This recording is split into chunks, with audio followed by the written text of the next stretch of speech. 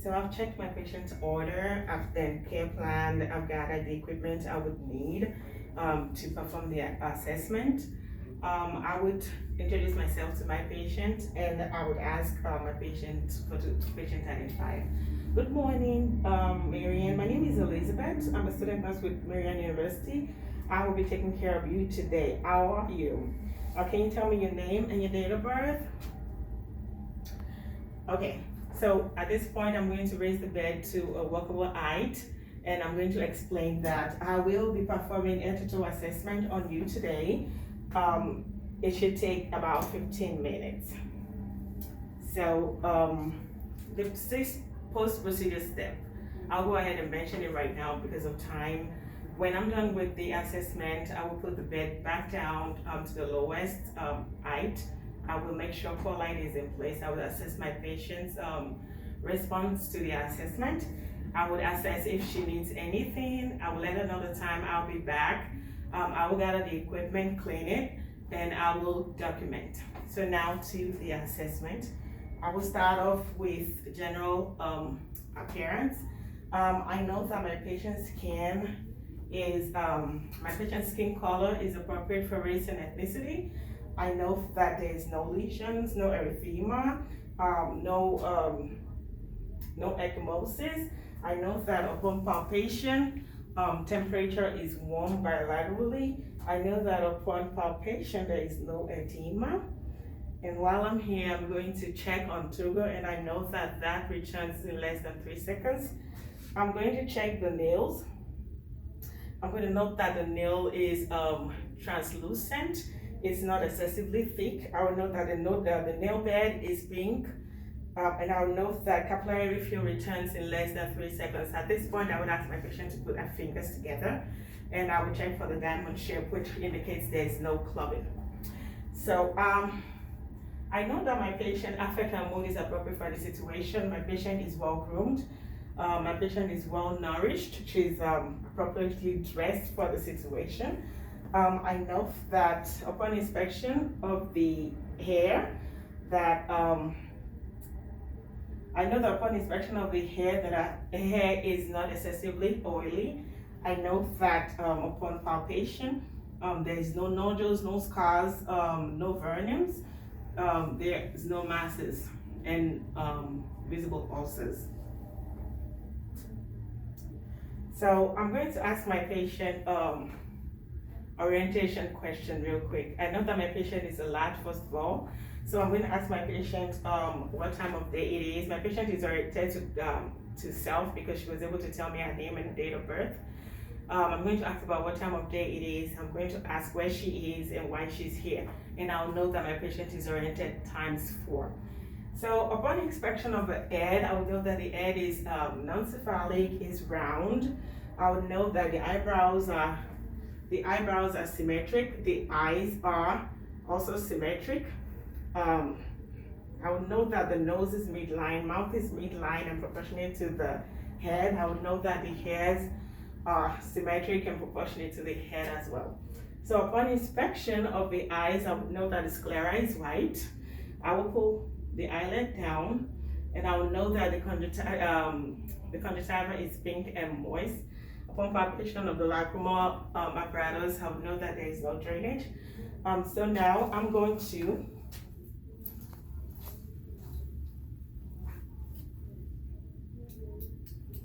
to assess my patient's perla.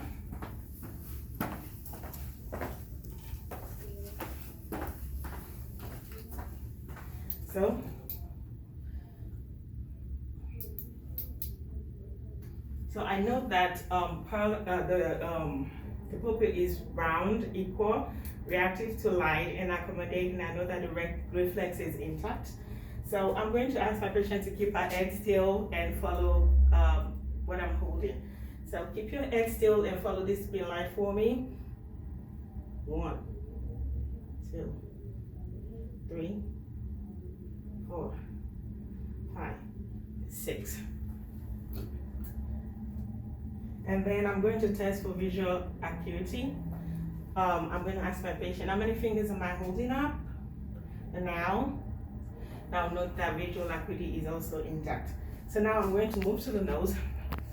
I've already noted that the nose is midline and is proportionate to the size of the head.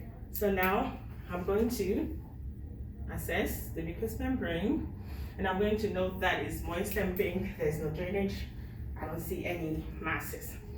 I'm going to ask my patients, can you say R?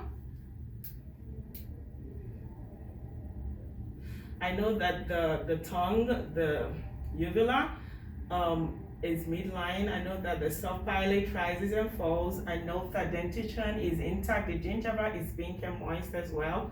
The lips is moist. I know that dentition is intact. There are no loose tooth. There is no drainage or bleeding. So now I'm going to go to the ears. I'm going to inspect the hair and note that it's proportionate. I note that there is no erythema. There is no lesions upon palpation. I know there's no tenderness. So now I'm going to inspect my patient ears and note that the auditory canal is free of debris, and there's no excessive cerumen. Bony structures is intact.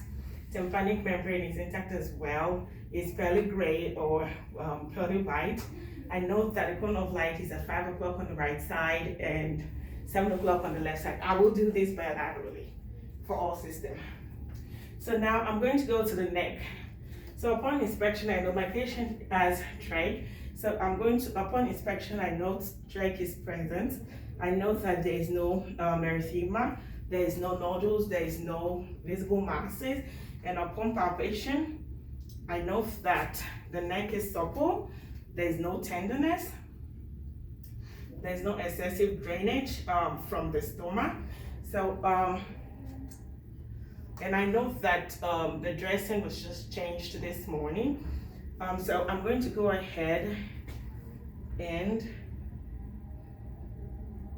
palpate the trachea. I'm going to know that the trachea is midline and is easily movable. Due to the trach, I'm not going to be able to palpate the thyroid, but I will palpate the thyroid and know that it's non-palpable. So now I'm going to go to the chest area. I will provide privacy and only expose the area that I'll be assessing. So I will, for inspection, I'll be inspecting the chest for both the respiratory and the cardiac system.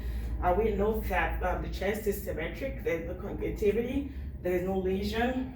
There's no ecchymosis or masses. There's no deformity. I know that my patient is not using accessory muscles. I know that there's no retraction of intercostal space. There's no nasal flaring, and there's no facial distress. So now I'm going to the heart. The base of the heart is located on the medial sternum on the right, and the apex is located on the 5th intercostal space, mid-clavicular line on the left side. There are 5 landmarks to listen to when you're auscultating of cardiac sound. I want to listen for S1 and S2. S1 is the closure of AV valve. S2 is the closure of SV valve. So on my right, I'm going to listen to S1 on 2nd intercostal space. This is where I would hear aortic, and I would hear S1 sound. On the 2nd intercostal space is the pulmonic. Here I would hear S2 sound as well. Aortic S2, pulmonic S2. On the 3rd intercostal space, this is where I would hear, this is Apps point. I would hear both S1 and S2. On the 4th intercostal space, I would hear S2 sound. This is the tricuspid. On the 5th intercostal space, mid-clavicular line, this is mitral. I would hear S1, and it is a point of maximum impulse. So for respiratory, there are also 5 landmarks anteriorly, and I will listen to it towards the middle of the chest. In S-shaped pattern. There we go. 1, 1, 2, 2, 3, 3, 4, 4, 5, 5. And I will note that the breath sounds is clear on inspiration and expiration. There are no adventitious sound. Now I'm going to assess respiratory posteriorly. There are 9 landmarks to auscultate. If you would stand up for me, please, Miss Miriam. Thank you. I'm gonna have a put that in here so it's easier. So I would auscultate in between the scapular. So I would 1, 1, 2, 2, 3, 3, 4, 4, 5, 5, 6, 6, 7, 7, 8, 8, 9, 9. And I would note that breath sound is also clear bilaterally. Now I'm going to go into percussing. I'll place 2 of my fingers on the back on the same location, and I will percuss the landmark as well. And then to check for tactile firmness, I will place my hands on the back of my patient. Now have Miriam, can you say 99? Every time you feel my hand on your back, 99, 99, 99. And finally on the back, I will place my hand towards the base of the heart, of the lungs, and I'll have my patient breathe in and breathe out to check for chest expansion. And then I will cover my patient. So to assess my patient's abdomen, I'll provide privacy, only revealing the fact that I need to assess. I will note that my patient has a wound below the umbilical cord. I would note that the wound is well approximated. I would note that there is no drainage, there is no tenderness, there is no redness. And then upon inspection, I would note that there are no scars, no striations, no distension, no masses. I would assess the abdomen in an horseshoe pattern, starting from the right lower quadrant, because that is a point of ileocecal valve where abdominal sounds originate from. So I will listen. Right upper quadrant, left upper quadrant, left lower quadrant. I should hear sounds between 10 to 30 for normal abdominal sound. Less than 10 is hypo, higher than 30 is hyperactive abdominal sounds. So now I will go ahead and percuss.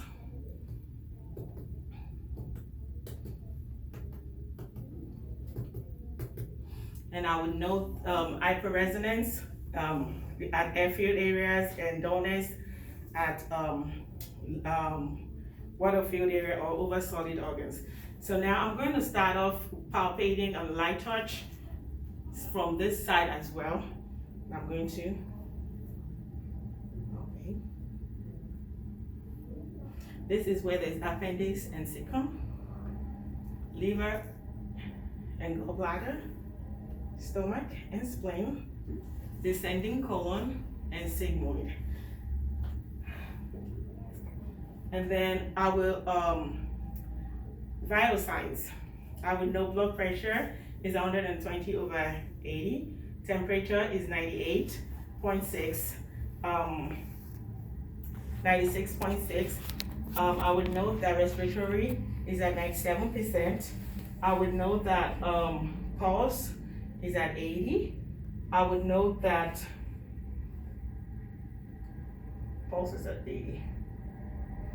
Okay. So now I'll go to the back and assess. I would note that the weight, our weight is 135 pounds and our BMI is 20. I will go back to the back and have my patient sit up and assess for the vertebral angle by placing my hand on the back and illustrate pain bilaterally. Marianne, are you feeling any pain? She says no. So I'm going to provide privacy. Then I'm going to assess the pulses. I'm going to assess cardiac pulse one at a time.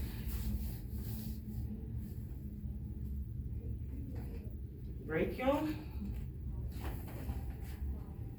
radial, femoral, popliteal, posterior tibialis, dorsal pedalis. So now I'm going to do range of motion. My patient is laying down, so she will not be able to circumduct her head. I will ask her to flex and extend if she can. Flex a little bit and extend if she can. And I will check for strength. I will do passive range of motion with the hands and the shoulder. I would ask her, I would test for grip strength. And I would